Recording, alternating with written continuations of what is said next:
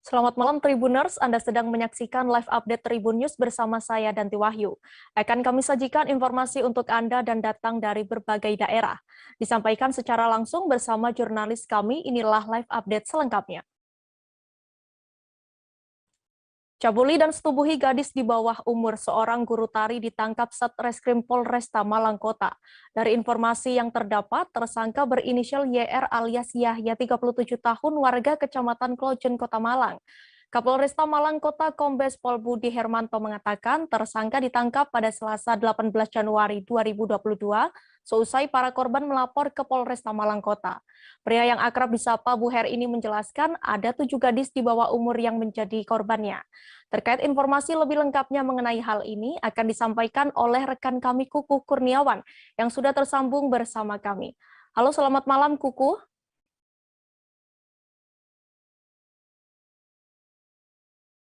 Halo, selamat malam. Halo, Tanti. Baik, bisa dijelaskan apa Kukuh modus yang dilakukan pelaku hingga membuat korban ini disetubuhi dan dicabuli? Jadi rekan Tanti bisa saya jelaskan, guru tari ini memiliki sanggar tari dan korbannya ini ada 7 gadis di bawah umur. Jadi modus yang dilakukan tersangka ini melakukan meditasi, mengajak korban untuk melakukan meditasi atau suatu ritual dalam pelaksanaan tarian jaranan kepada para korbannya. Jadi para korban itu dibawa ke suatu kamar, lalu di dalam kamar itulah korban dicabuli maupun disetubuhi. Baik, lalu ada berapa korban yang disetubuhi dan dicabuli oleh pelaku ini, Kukuh? Untuk data sementara yang melaporkan kejadian tersebut ada 7 gadis yang di bawah umur yang menjadi korban. Dari 7 korban tersebut, 6 korban disetubuhi dan 1 korban mendapatkan perlakuan pencabulan. Dan rata-rata korbannya ini masih berusia 12 tahun sampai dengan 15 tahun. Dan para korban ini merupakan murid-murid dari sanggar tari milik tersangka sendiri. Begitu, Selanjutnya, oke, baik. Selanjutnya langkah apa yang dilakukan polisi terkait kasus tersebut? Untuk kasus tersebut, polisi saat ini masih terus menyelidiki, dan untuk tersangka sendiri dikenakan pasal 81 dan pasal 82 Undang-Undang RI Nomor 35 Tahun 2014 tentang Perlindungan Anak dengan ancaman hukuman penjara selama 15 tahun. Dan saat ini polisi masih terus menyelidiki dan menunggu laporan dari para korban lainnya, mengingat di sanggar tari milik tersangka sendiri memiliki total 62 murid dengan perincian 21 murid perempuan dan 41 murid laki-laki. Begitu rekan Tanti. Baik, terima kasih Kuku atas laporannya. Selamat bertugas kembali. Tribuners, kita menuju berita selanjutnya. Menteri Pertahanan Prabowo Subianto mengatakan saat ini pihaknya tengah memprotes terkait kasus satelit slot orbit di Kementerian Pertahanan atau Kemhan. Prabowo mengkonfirmasi Kemhan melakukan audit internal terkait kasus tersebut. Selain itu, pihaknya juga telah meminta BPKP untuk turut serta melakukan audit di Kemhan.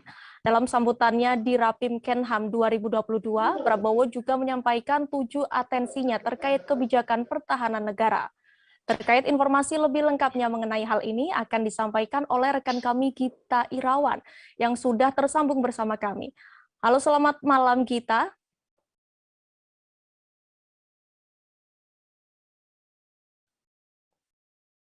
Selamat malam Gita. Selamat malam, Danti. Baik, Gita, bagaimana tanggapan Menteri Pertahanan terkait kasus dugaan korupsi satelit slot orbit 123 derajat bujur timur ini? Ya, terima kasih, Danti. Bisa disampaikan bahwa kasus ini diumumkan sejak pekan lalu oleh Menko Polhukam Mahfud MD. Terkait dengan kasus dugaan korupsi ini, Kejaksaan Agung juga telah memeriksa sejumlah saksi dari pihak swasta. Sejak pekan lalu, baru hari ini tadi Menteri Pertahanan Prabowo Subianto memberikan tanggapannya terkait dengan kasus ini. Menteri Pertahanan Prabowo Subianto memberikan tanggapannya ketika usai memimpin rapat pimpinan Kementerian Pertahanan tahun 2022 di Jakarta tadi. Tadi Menteri Pertahanan Prabowo Subianto mengatakan bahwa memang saat ini pihaknya tengah memproses kasus tersebut.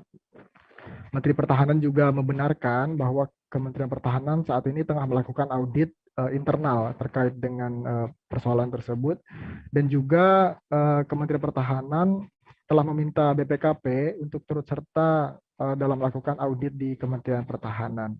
Demikian.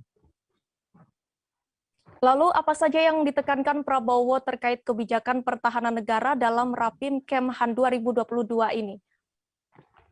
Ya, bisa disampaikan bahwa tadi Menteri Pertahanan Prabowo menyampaikan 7 poin atensinya terkait dengan kebijakan pertahanan keamanan negara dalam rapat pimpinan Kementerian Pertahanan tahun 2022 tadi. Sebanyak 7 poin atensi tersebut mulai dari penanganan separatisme hingga reformasi birokrasi. Pertama, kesiapan dan profesionalisme pertahanan dan keamanan untuk penanganan terorisme, radikalisme, separatisme, bahaya laten yang ada, bencana alam, bantuan kemanusiaan, dan tugas-tugas misi perdamaian dunia serta keadaan darurat lainnya harus ditingkatkan, termasuk ancaman chemical, biological, radiological, nuklir, dan eksplosif. Yang kedua adalah kerjasama pertahanan dan keamanan dari negara-negara ASEAN dan negara-negara lainnya dalam rangka menciptakan saling percaya, membangun kemampuan pertahanan dan profesionalisasi TNI harus diperkuat, termasuk memperkuat industri pertahanan serta menunjang diplomasi dan kebijakan luar negeri. Ketiga, pembentukan satuan produksi pada satuan-satuan TNI disesuaikan dengan kebutuhan untuk mengoptimalkan tugas TNI melalui operasi militer, perang, maupun operasi militer selain perang harus diwujudkan. Keempat adalah wilayah pertahanan pulau-pulau besar secara mandiri dengan penyiapan cadangan pangan, air, energi, dan sarana prasarana nasional lainnya guna mewujudkan pusat-pusat logistik pertahanan yang tersebar di seluruh NKRI juga harus disiapkan. Kelima adalah terkait dengan Coastal Missile Defense System dan Coastal Surveillance System untuk melaksanakan pengendalian selat-selat strategis sesuai dengan adanya alur laut kepulauan Indonesia 1, 2, dan 3 harus diperkuat. Keenam, sinkronisasi penataan ruang pertahanan berupa ruang wilayah pertahanan, rencana rinci wilayah pertahanan, dan kawasan strategis nasional bagi kepentingan pertahanan dengan tata ruang wilayah provinsi, kabupaten, dan kota juga harus diwujudkan. Terakhir adalah evaluasi dan perbaikan di seluruh jajaran satuan kerja Kementerian Pertahanan dan TNI harus dilaksanakan. Ia mengatakan reformasi birokrasi sesuai dengan ruang masing-masing harus berani untuk diwujudkan. Demikian. Baik, lalu apa saja kebijakan pertahanan yang akan dilanjutkan oleh Kemhan ini, Gita? Ya, nanti sasaran kebijakan yang masih akan berlangsung dan akan dilanjutkan diantaranya kebijakan pembentukan komponen cadangan dan penataan komponen pendukung. Selain itu juga kebijakan pembangunan postur TNI, perwujudan wilayah pertahanan yang bertumbuh pada pulau-pulau besar, pembangunan sistem logistik yang terdesentralisasi, dan penguatan pertahanan di wilayah selat-selat strategis. Namun demikian, Menteri Pertahanan Prabowo Subianto tadi menyatakan juga beberapa sasaran kebijakan mengalami perubahan. Hal tersebut seiring dengan perkiraan munculnya berbagai ancaman sebagaimana dampak pertumbuhan lingkungan strategis. Demikian nanti. Baik, terima kasih Gita atas laporan Anda. Selamat bertugas kembali. Demikian Tribuners, wawancara reporter kami di lapangan bersama Menteri Pertahanan Prabowo Subianto. Berikut cuplikannya. Baik, terima kasih rekan-rekan dari media. Hari ini baru saja kita selesaikan Rapim Kemhan tahun 2022, di mana kita dapat kehormatan Bapak Kapolri hadir dengan tadi Panglima TNI mendahului karena dipanggil Bapak Presiden di Bogor, Kepala Staf Angkatan Darat, Angkatan Laut, kemudian perwakilan dari Kementerian Polhukam, BIN, Bakamla, BSSN, Lemhanas, Mantanas, Kementerian Keuangan, dan Bappenas. Tema Rapim adalah konsolidasi pembangunan kekuatan pertahanan negara, dan kita tadi juga menyerahkan beberapa dokumen strategis untuk digodok, dikaji oleh Angkatan, dan kita harapkan mungkin dalam 1 bulan sudah kembali sehingga dokumen-dokumen itu bisa kita ajukan ke Bapak Presiden. Dokumen-dokumen ini akan menjadi pedoman dalam pelaksanaan penyelenggaraan pertahanan negara oleh TNI dan angkatan-angkatan.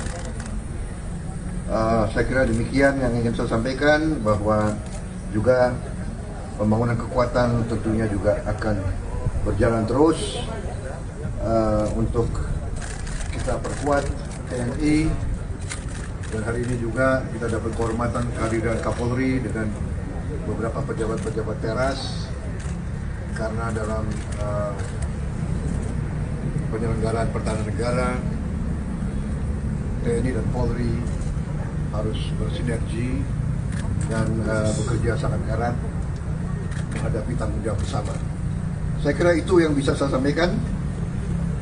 Hari ini juga secara simbolis kita serahkan beberapa alat peralatan untuk TNI, produksi dalam negeri kita, produksi Pindad, yaitu kendaraan berlapis baja. Truk peti kemas berisi permen oleng masuk ke selokan dan menindih pagar rumah warga di Jalan Ahmad Yani kilometer 10,1 Kertak Hanyar, Kabupaten Banjar pada Kamis 20 Januari 2022 pagi. Truk peti kemas datang dari arah Banjarbaru dan akan belok menuju gudang permen. Namun karena tekor, 4 ban truk masuk ke selokan dan badan peti kemas menimpa pagar rumah warga. Pagar rumah warga pun tampak roboh termasuk tiang pagar. Terkait informasi lebih lengkapnya mengenai hal ini akan disampaikan oleh rekan kami Milna Sari yang sudah tersambung bersama kami. Halo, selamat malam Milna.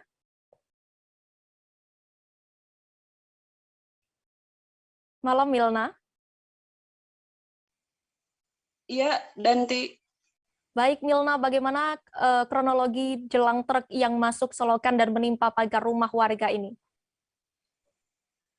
Ya, Danti, hari ini terjadi truk kontainer berisi peti kemas yang memuat permen yang oleng dan masuk sebagian bannya ke selokan dan menimpa pagar rumah warga di Jalan Ayani kilometer 10,1 Kecamatan Kertak Hanyar, Kabupaten Banjar, Kalimantan Selatan.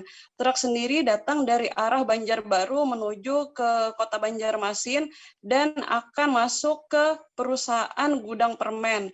Saat akan masuk ke gang gudang permen, truk mengalami tekor atau terlalu mepet menuju ke gang gudang permen.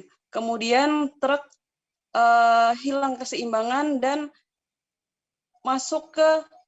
sebagian bannya masuk ke selokan, sementara bak peti kemas bergeser dan menimpa pagar rumah warga yang berada di gang dari gudang permen tersebut. Kejadian sendiri terjadi sekitar pukul 11 waktu Indonesia bagian tengah di Kalimantan Selatan. Begitu rekan Danti. Lalu saat ini bagaimana kondisi lalu lintas pasca kejadian kecelakaan tersebut? Iya, Danti, 1 jam setelah kejadian tersebut terjadi kemacetan di ruas Jalan Ayani kilometer 10,1 Kecamatan Kertak Hanyar, Kabupaten Banjar tersebut karena pengendara yang memperlambat laju kendaraannya untuk melihat kejadian truk yang oleng tersebut. Begitu rekan Danti. Baik, bagaimana saat ini kondisi dari supir truk tersebut, Milna? Iya, rekan Danti, saat terjadinya kecelakaan tunggal tersebut, sopir dalam keadaan baik-baik saja karena pada bagian kabin truk berada di posisi yang benar di tengah jalan, hanya bagian belakang yang masuk ke dalam selokan. Dan supir berdasarkan pengakuan saksi mata dalam keadaan syok ketika melihat bagian belakang truk kontainernya masuk ke selokan dan peti kemasnya menimpa rumah warga sehingga tiang pagar rumah warga roboh dan atap teras rumah warga juga menjadi turun. Begitu rekan Danti. Baik, terima kasih Milna atas laporannya. Selamat bertugas kembali. Demikian Tribuners, wawancara reporter kami di lapangan bersama saksi mata bernama Ahmad. Dengan saksi mata yang melihat kejadian Pak siapa Pak Ahmad? Iya, Pak, ini apa ceritanya tadi Pak? Oh, dia ngambil terlalu itu Bu. Agak nyaring mungkin Pak? Dia terlalu pinggir, membuangnya terlalu pinggir. Habis itu dia masuk dari arah Banjarbaru berarti Pak lah? Oh iya, dari arah Banjarbaru. Anak masuk kemana itu Pak? Gudang minyak. Gudang minyak. Jadi apa itu? Terlalu mepet? Iya, ngambilnya terlalu pinggir ini. Pinggir. Jadinya masuk ke selokan, menabrak pagar warga. Iya. Jam berapa tadi kejadiannya Pak? Jam 11, setengah 11, barak jam 11 nah. Barak jam 11. Nggih. Siap. Makasih Pak Ahmad.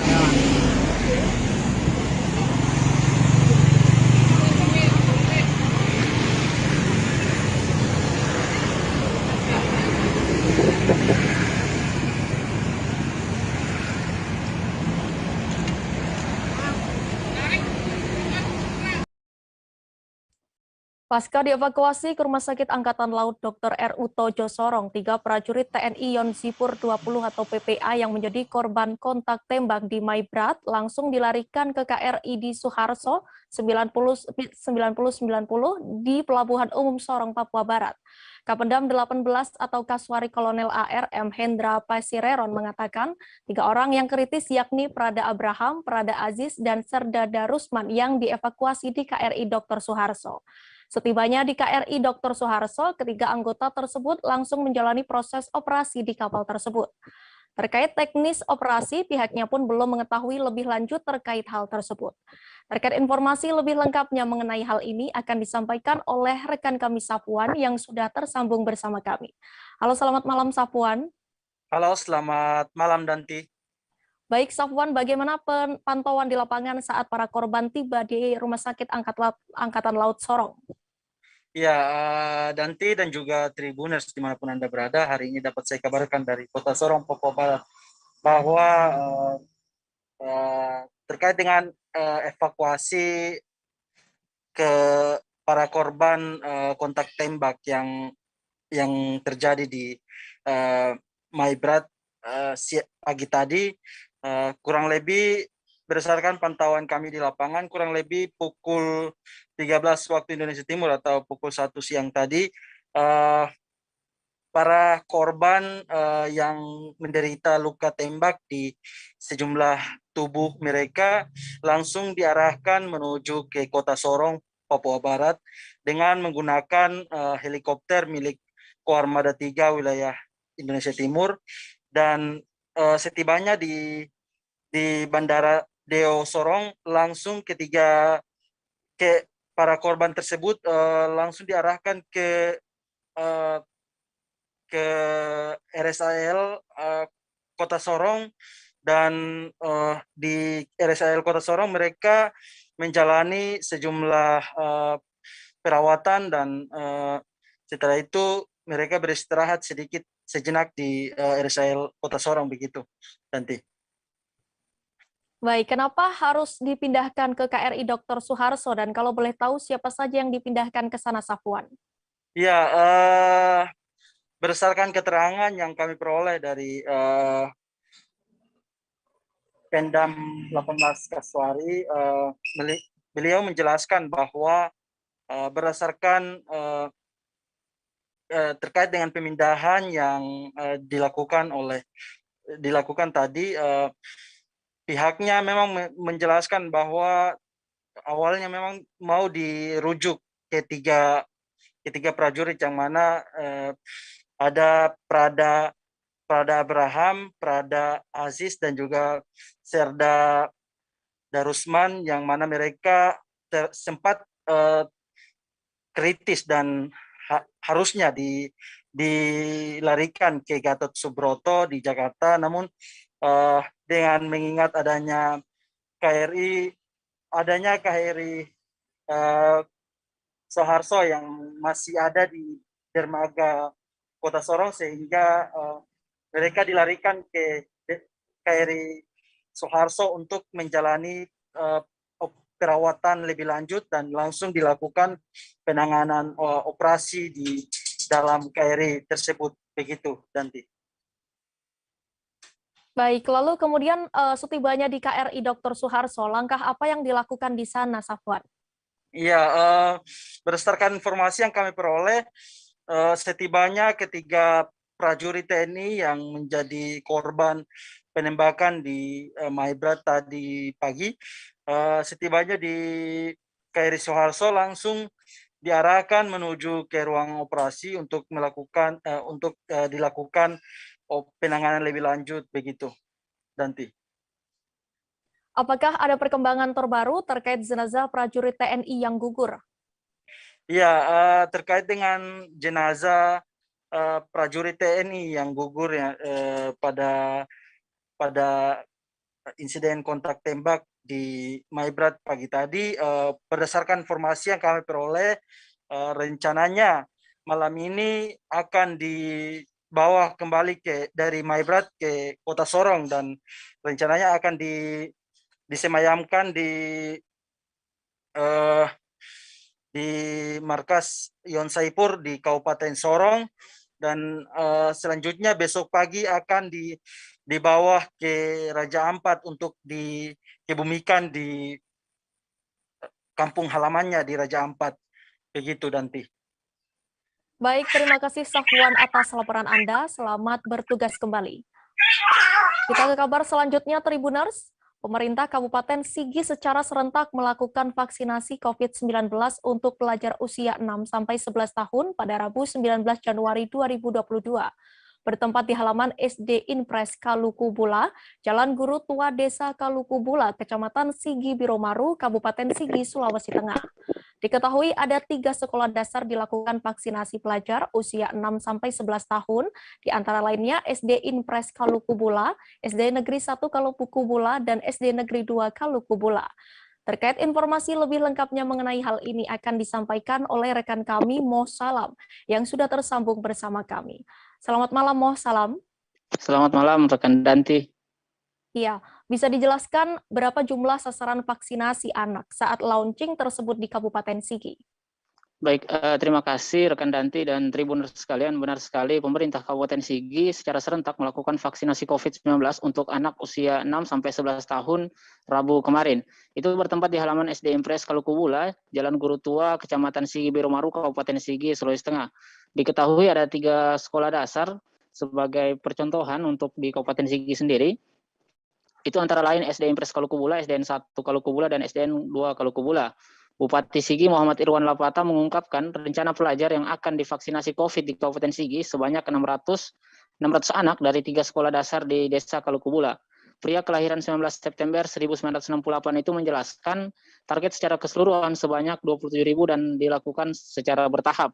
Kemudian kegiatan vaksin ini tidak dilaksanakan secara serentak di beberapa sekolah karena memang untuk anak-anak ini perlu sosialisasi, makanya butuh waktu dan proses untuk menyelesaikan ini, tutur Bupati Sigi, rekan Danti. Kemudian apa kendala Nakes dan Pemkab Sigi saat melakukan vaksinasi anak ini?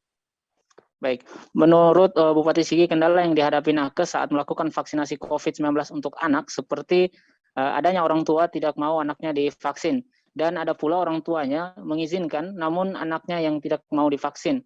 Alhamdulillah kita sudah sambil sampel anak-anak usai divaksin ini tidak kenapa-kenapa, dan orang tua juga tidak ada menahan anaknya untuk divaksin COVID, ujar Bupati Sigi 2 periode itu, rekan Danti.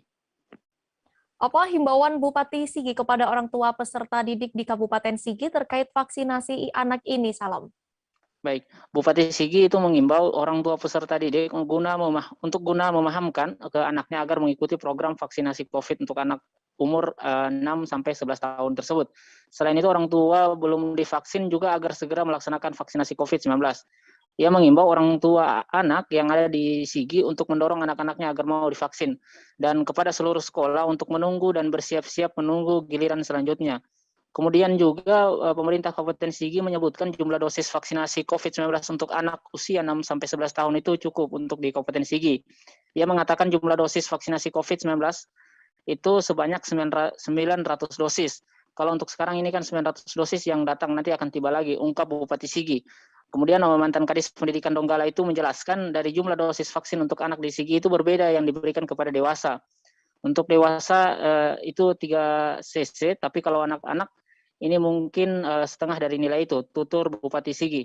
Dan juga diketahui juga jenis vaksin COVID untuk anak ini merupakan jenis Sinovac, dan sebanyak 265 sekolah dasar berada di Kabupaten Sigi sendiri, rekan Danti. Baik, terima kasih Salam atas laporan Anda. Selamat bertugas kembali. Demikian Tribuners wawancara reporter kami di lapangan bersama Bupati Sigi Muhammad Irwan Lapata. Yang pertama terkait dengan jumlah anak yang divaksin hari ini jumlahnya 600, kalau tidak salah ada di 3 SD kalau tidak salah di lingkungan Kalukubula. Kemudian Ya, targetnya sekitar mungkin 27.000 secara keseluruhan ya, tapi ini secara bertahap. Kemudian kegiatan vaksin ini tidak dilaksanakan secara serentak karena memang apalagi untuk anak-anak ini perlu sosialisasi. Kita butuh waktu, butuh proses untuk menyelesaikan ini sehingga nantinya tidak ada berita-berita miring terkait dengan vaksinasi anak-anak karena memang ketakutan kita pertama anaknya mau divaksin, orang tua tidak mau, atau sebaliknya orang tua mau anaknya tidak. Tapi alhamdulillah tadi sudah berjalan, kita ambil sampel bahwa anak-anak yang divaksin ini biasa-biasa. Yang kedua orang tua juga tidak ada menahan. Yang kemudian juga di tempat ini untuk vaksin orang dewasa kalau orang tuanya belum divaksin kita akan vaksin. Nah tentunya terkait dengan ini ada aturan memang kemarin bagi vaksin anak-anak ini harus ada jumlah untuk usia lanjut itu persentase vaksinnya itu di atas 60%. Alhamdulillah Sigi di Sulawesi Tengah teratas urutan pertama. Namun ada kebijakan nasional lagi karena terkait dengan wabah baru Omikron ini sehingga tidak lagi menjadi aturan bahwa angka lansia yang divaksin di atas 60 itu menjadi dasar, tetapi secara umum lagi bahwa anak-anak sudah bisa divaksin karena merebaknya varian baru ini. Nah tentunya terkait dengan ini saya menghimbau kepada seluruh orang tua anak ya di mana saja berada khususnya di Kabupaten Sigi. Tribuners, masih ada banyak informasi yang akan kami sajikan untuk Anda seusai jeda. Kami akan kembali dengan informasi menarik lainnya. Tetaplah bersama kami di Tribun Live Update. Oke, apa kabar Bang Arief di sini untuk strateginya? Kalau saya sendiri di Jumit 37 ini yang semalam baru mulai, Apa yang saya dirasakan udah Kak Fernita? Sebenarnya aku nggak ngerasain penangkapan atau penggerebegan atau apapun itu. Karena gini loh, posisinya aku Kriteria. Jadi kita mengenal disebut dengan stroke yang tidak berdarah dengan stroke yang berdarah. Stroke yang tidak berdarah itu biasanya ditandai dengan adanya penyumbatan. Kalau itu terjadi di sini mungkin pikirnya tidak ke situ kali ya. Tapi kalau di Korea atau di Kamboja itu ada beberapa paper yang saya itu Mas, ya, dulunya tukang koran. Oh gitu ya. Tukang koran. Ya, saya baca itu Pak. Tuh kan pernah baca kan? Ya. Jadi kalau saya jadi pangdam itu udah bersyukur banget. Si anak ini dijadikan sebagai tersangka begitu. Ya, kalau ini kita bicara yang di luar kasus Sebongombo ya. Dengan nama hujan shower, di mana terdapat batas jelas antara daerah hujan dan tidak hujan yang biasanya terjadi pada fase awal mature stage atau tahap berbahaya dewasa. itu Kang. Jadi mulai artinya terjadinya perlembekan. Nah itu untuk penetrasi akan sulit. Gitu ya. Dok, saya ini menurut saya memang tidak mudah, bukan urusan tanah diambil.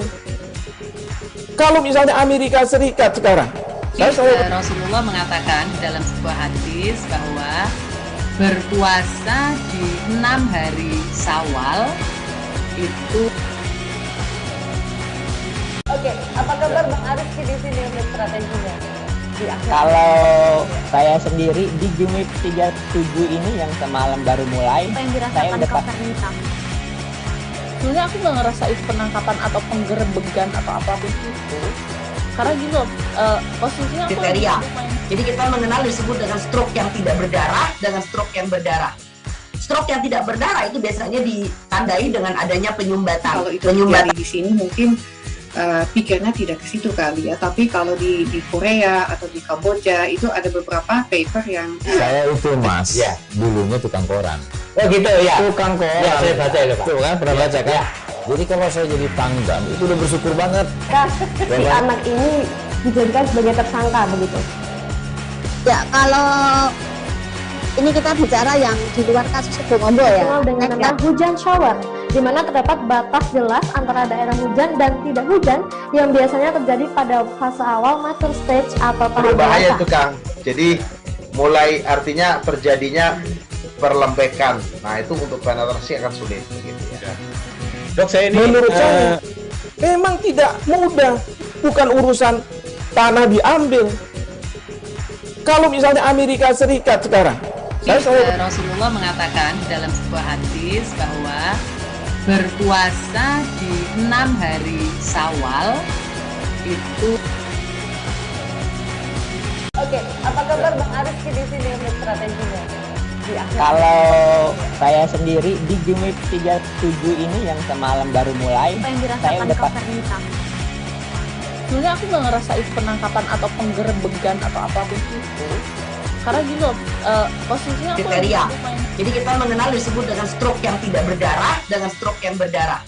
Stroke yang tidak berdarah itu biasanya ditandai dengan adanya penyumbatan. Kalau itu terjadi di sini mungkin pikirnya tidak ke situ kali ya, tapi kalau di Korea atau di Kamboja itu ada beberapa paper yang Saya itu Mas, dulunya tukang koran. Oh gitu ya. Tukang koran. Ya, saya baca itu Pak. Tuh kan, pernah baca kan? Jadi kalau saya jadi Pangdam itu udah bersyukur banget. Si anak ini dijadikan sebagai tersangka begitu. Ya, kalau ini kita bicara yang di luar kasus Sebongombo ya. Dikenal dengan nama hujan shower, di mana terdapat batas jelas antara daerah hujan dan tidak hujan yang biasanya terjadi pada fase awal mature stage atau tahap Berbahaya dewasa. itu Kang. Jadi mulai artinya terjadinya perlembekan. Nah itu untuk penetrasi akan sulit gitu ya. Dok, saya ini Menurut saya memang tidak mudah, bukan urusan tanah diambil. Kalau misalnya Amerika Serikat sekarang, saya Baik Tribuners, Anda kembali menyaksikan live update bersama saya Danti Wahyu. Rumah Betang adalah rumah adat di Kalimantan yang menjadi tempat tinggal suku Dayak yang ada di seluruh pulau Kalimantan. Ciri khas dari rumah Betang adalah bentuknya yang memanjang lebih dari 100 meter menggunakan struktur kayu dan ditempati suku Dayak secara komunal yang terdiri atas puluhan keluarga. Namun saat ini rumah Betang menjadi salah satu peninggalan sejarah yang ada di Kalimantan, seperti yang ada di Kabupaten Sekadau, Kalimantan Barat. Rumah Betang Youth Center Sekadau menjadi pusat wisata budaya yang didirikan khusus di pusat kabupaten. Terkait informasi lebih lengkapnya mengenai hal ini akan disampaikan oleh rekan kami Marpina Cindy Kawulandari yang sudah tersambung bersama kami. Halo, selamat malam Marpina. Iya, selamat malam Danti. Ya, bisa dijelaskan seperti apa rumah Betang Youth Center Sekadau ini, Marpina?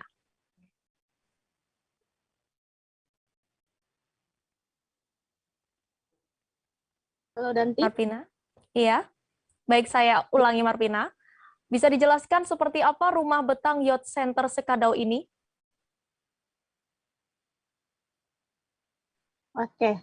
Nah, rumah Betang Youth Center Sekadau ini sebetulnya untuk struktur bangunannya sama seperti rumah Betang atau rumah panjang yang dimiliki suku Dayak di Kalimantan, khususnya di Kalimantan Barat. Nah, bentuknya ini memanjang dan terdiri dari belasan bahkan hingga puluhan pintu atau bilik yang digunakan untuk tempat tinggal oleh masyarakat. Nah, namun untuk khusus rumah Betang Youth Center Sekadau ini karena dibangun tidak untuk tempat tinggal, maka rumah Betang ini hanya dihuni oleh penjaganya. Nah, rumah Betang Youth Center Sekadau ini memiliki panjang sekitar 112 meter dengan lebar 14 meter dan memiliki 28 bilik atau pintu. Nah, bilik ini kemudian dimiliki oleh masing-masing suku Dayak yang ada di Kabupaten Sekadau. Begitu, Danti.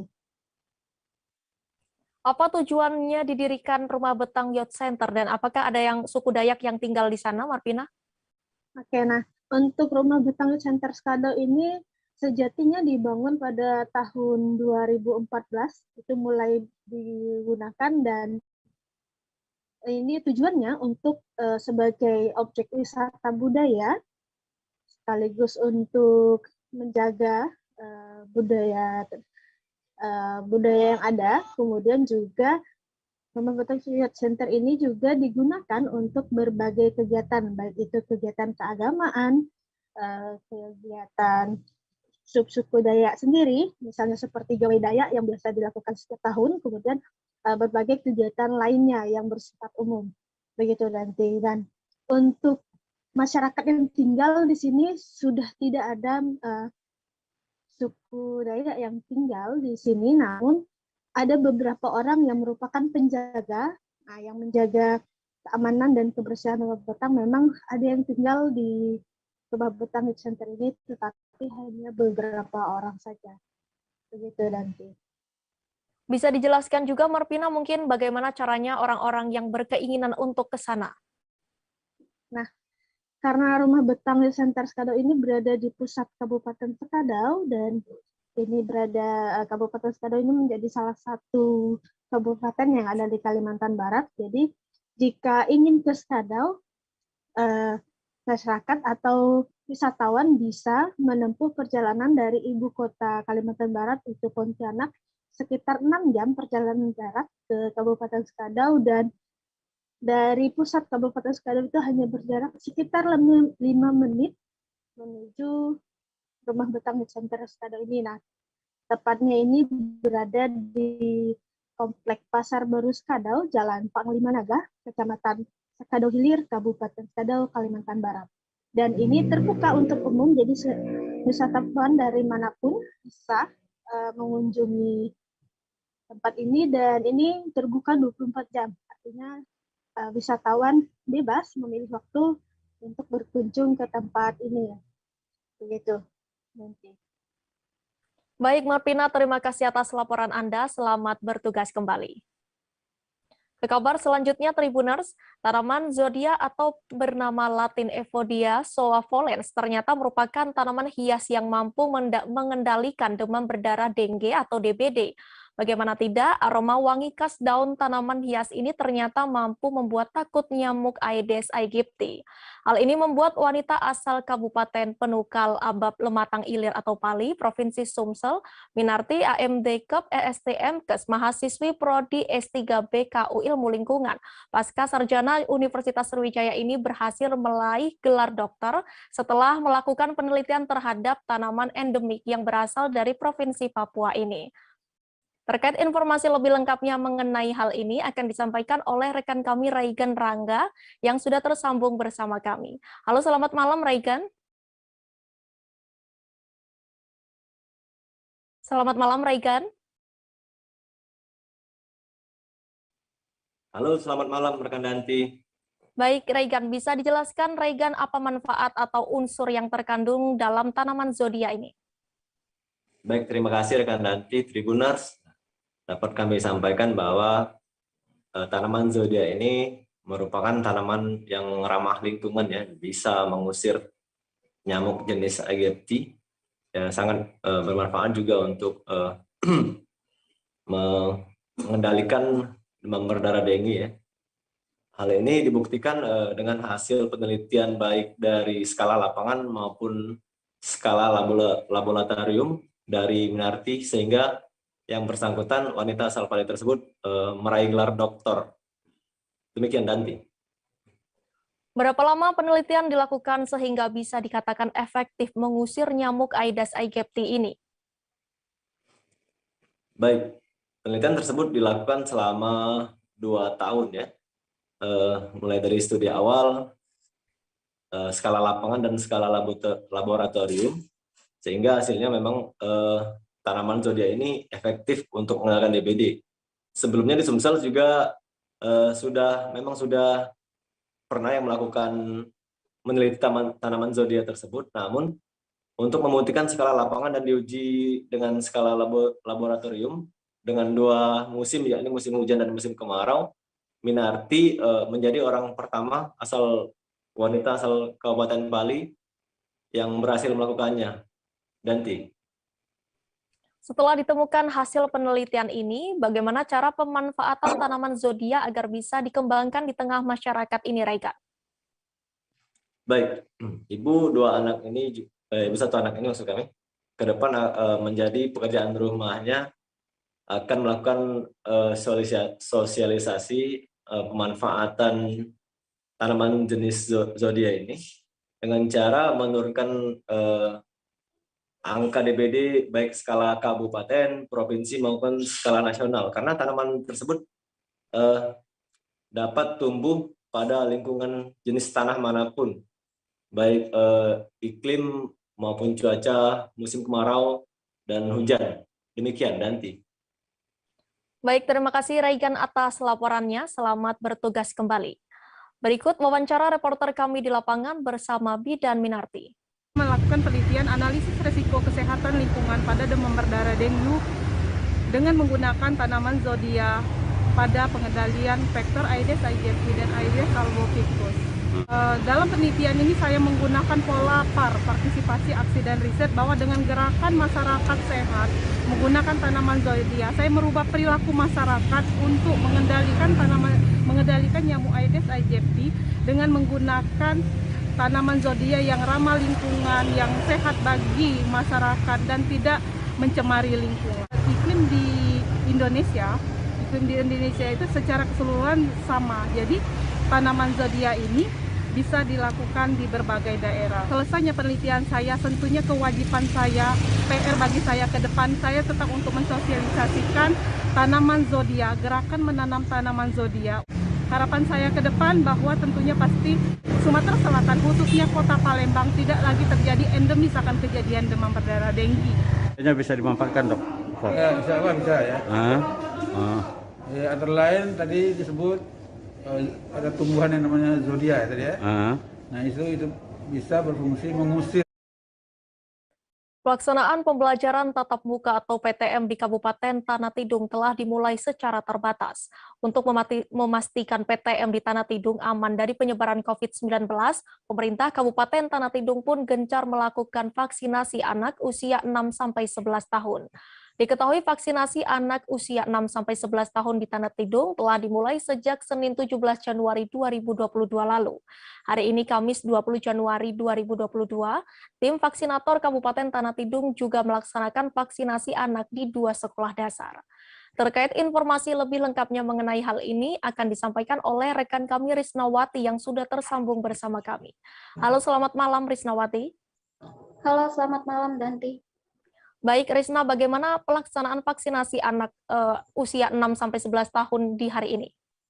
Ya, untuk hari ini Pemkab Tanah Tidung melaksanakan vaksinasi anak di 2 lokasi. Yang pertama ada di SD Negeri 25 Tanah Tidung dengan sasaran 40 anak. Kemudian di desa untuk SD kedua ada di Desa Tanah Merah, Kecamatan Tanah Lia, yang mana dalam sasarannya ini menyasar 297 anak.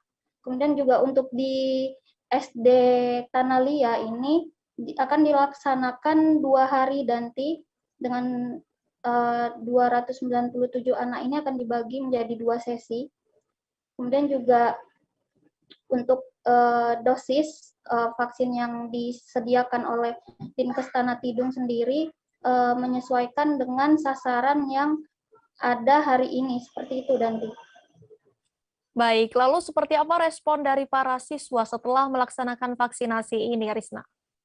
Ya, untuk respons para siswa sangat baik Danti, bahkan mereka cukup antusias mengikuti program vaksinasi anak ini. Kemudian juga tampak dari pantauan Tribun Kaltara pada kick-off vaksinasi anak Senin lalu itu berjalan sangat lancar. Kemudian juga para siswa juga banyak yang mengaku tidak takut untuk mengikuti vaksinasi COVID-19 ini. Begitu juga pada pantauan hari kedua, tampak para siswa cukup santai saat disuntik vaksin. Kemudian juga di hari ini pun sama seperti hari pertama dan hari kedua, bahkan ada seorang siswa yang dengan santai memakan permen lollipop sembari disuntik vaksin, Danti. Lalu bagaimana mengenai target vaksinasi anak di Kabupaten Tanah Tidung ini? Ya, untuk Pemkab Tanah Tidung juga sampai hari ini terus menggalakkan vaksinasi anak untuk mengejar target vaksinasi anak 90%. Untuk diketahui juga, total sasaran vaksinasi anak di Tanah Tidung itu berjumlah 2.769 orang, sementara total anak yang telah disuntik vaksin dosis pertama ini sudah mencapai 475 atau 17,15%, seperti itu, Danti. Dan perlu saya sampaikan juga, Danti, pelaksanaan vaksinasi anak ini akan dilaksanakan hingga akhir bulan Januari ini, Danti, seperti itu. Baik, terima kasih Risnawati atas laporan Anda. Selamat bertugas kembali. Berikut wawancara reporter kami di lapangan bersama orang tua siswa yakni Manisti dan Devo Alfredo Setiabudi. Tenang aja begitu kan, kan menjaga kesehatan. Mungkin anaknya sendiri ada perasaan takutnya nggak sih mau divaksin mendadak? Ada ya? Anaknya mau sendiri ya Bu, mau divaksin sendiri yang mau. Sebetulnya ini Bu dari sekolah ada mengisi angket kayak mau divaksin sebelumnya ada panggilan dari sekolah gitu ya? Kalau ada pemberitahuan jadi surat panggilan orang tua gitu ya? Nggak ada mengisi siapa yang mau vaksin atau nggak mau vaksin gitu? Kami kan ada dibilang kalau dia rekan kami yang datang nggak juga divaksin. Tapi kami alhamdulillah nggak juga. Berarti dari sekolah nggak juga memaksakan gitu ya? Tapi dari kami sendiri yang Iya, ya kami besok kami kan sudah vaksin juga orang tua di sini. Makanya itu nggak ada gejala-gejala yang lain kan. Berarti nggak ada rasa khawatir, nggak ada rasa khawatir. Itu kan dari Tuhan. Oh iya.